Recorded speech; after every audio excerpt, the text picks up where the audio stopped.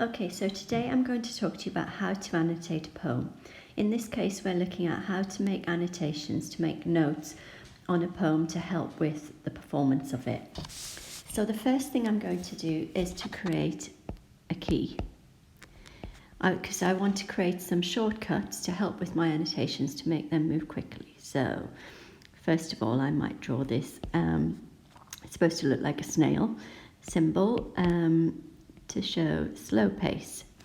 Then I'm going to draw a little stick man, running man, to show that I want to move fast. Or some glasses here, to tell me that I need to make eye contact with my audience. And I also will need to highlight to show that I want to emphasize. So I'm going to write emphasis here. I can fit it in. And finally, I'm going to do this. It's supposed to look like a musical note to show a change of tone. Okay, I'm just going to put a little box around that to keep it out of the way. So the poem we're going to look at today is The Pig by Roald Dahl. Now, if you were giving this poem and you didn't know it, the first thing you would need to do would be to read through it a few times, to familiarise yourself with it, to make sure you knew the poem and you knew what the poet was trying to say to the audience. But I know this poem quite well, so I'm going to launch straight into the annotation. So it starts. In England once there lived a big and wonderfully clever pig. So first of all, I'm going to highlight that word wonderfully, and I'm going to write next to it, I'm going to do a little smiley face to show that I want to smile at my audience and also make eye contact. Because here we're trying to see that we're supposed to like the pig in this poem. We're supposed to be on the pig's side. To everyone it was plain that Piggy had a massive brain. This is still introducing the character, so I think we need to move quite slowly at this point, so we can get to know the character a little bit. Then it goes on. He worked out sums inside his head. There was no book he hadn't read. He knew what made an aeroplane fly. He knew how engines worked and why. He knew all this, but in the end, one question drove him round the bend. So first of all, I'm just going to highlight he knew, because we've got repetition there, and that helps with the pace of the poem. So I think this bit, he knew, we would move more quickly through that section until we get to this last bit where it says, one question drove him round the bend. And if you notice, there's a colon here, so we're going to have a big pause, because we want the audience to think about that question. What is it that drives him round the bend? We're going to look at the audience, and then maybe we'll put some action in here. So I might swirl my finger by my head to show that I'm confused, or you could pull on your hair or something, but some kind of action that shows something is driving him crazy. He simply couldn't puzzle out what life was really all about. And notice the person who's typed this poem up has already given us an indication that we need to focus on that word life because it's in capitals. And then the poem moves on. What was the reason for his birth? Why was he placed upon this earth? And we've got two questions here. So we know if they're questions, we need to make an inflection. That means we need to raise our voice at the end of the sentence. And we've got what and why. Maybe we could have some more action here, holding your hands up maybe, to show that he's confused or he's asking a question. His giant brain went round and round. Maybe again, round and round, we could emphasize. Alas, no question could be found. And again, this alas, I think we've got a pause in the middle of the line that we're going to focus on that. So we're going to say that line quite slowly. till suddenly one wondrous night, all in a flash he saw the light. He jumped up like a ballet dancer and yelled, by gum, I've got the answer. So jumped and yelled. Notice we've got some verbs here. So we've got some action happening. And maybe we could even jump up or punch the air, where he says, by gum, I've got the answer. And notice here also we've got direct speech now, so we know we need to change the tone. It's supposed to look like a musical note, looks more like feet. So we're going to change tone because it's the pig talking directly to us now.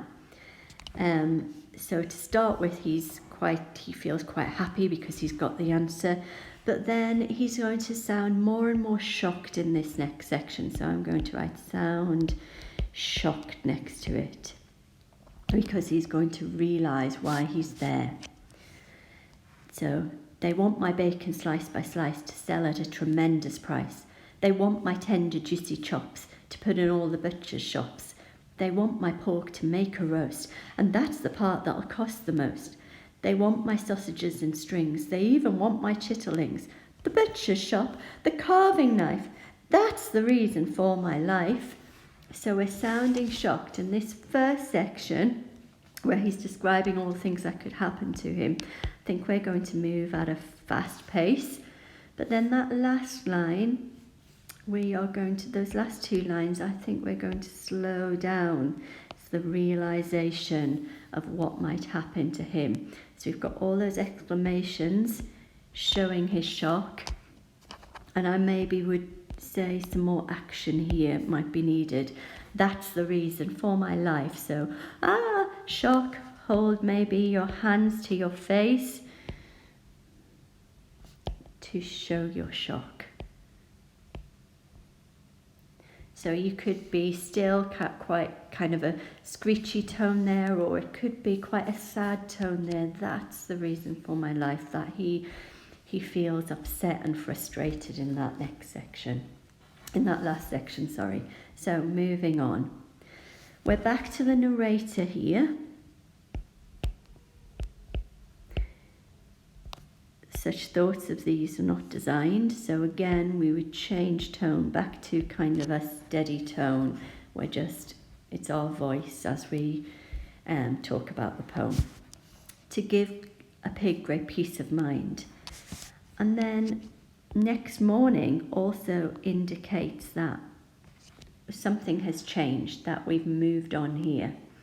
So we've changed to a new section of the poem. So next morning in comes Farmer Bland, a pail of pig's will in his hand, and Piggy with a mighty roar bashes the farmer to the floor. So I think the tone here needs to be quite jolly when we're doing this last section. Sorry, I need to get back to my smart notes. Right, so next morning in comes Farmer Bland, a pail of pig's will in his hand. So we can almost imagine the farmer coming in quite happily, not realising that anything bad is about to happen. And then we've got Piggy with a mighty roar. So I would highlight, highlight roar and bashes, because this is the bit where something bad is happening to the farmer. But then it goes on to say, so let's not make too much of this, except that you must understand that Piggy did eat Farmer Bland. And I think must and did eat also need to be highlighted. And going back to bashes that we had earlier, bashes is a plosive sound, so I would try to write the word plosive there. And roar, we want to highlight. So again, we're going to accentuate those words, but at the same time, even though you might sound angry when you say the word roar, bashes, you still want it to be jolly and upbeat, because he's happy. or we're happy, because remember, we are supposed to like the pig, not poor old Farmer Bland. And we want the audience to do the same. So he ate him up from head to toe, chewing the pieces nice and slow. So almost kind of a sing-song kind of voice there. It took an hour to reach the feast because there was so much to eat. And when he'd finished, Pig of course felt absolutely no remorse. Slowly he scratched his head. So we're going to be quite slow when we say that no remorse bit. And absolutely no remorse, I think we're going to emphasize it. And then where it says scratched his brainy head, again you could have action and he could be smiling, or you could be smiling at the audience. So scratching your head and say, I had a fairly powerful hunch that he might have me for his lunch. So because I feared the worst, I thought I'd better eat him first.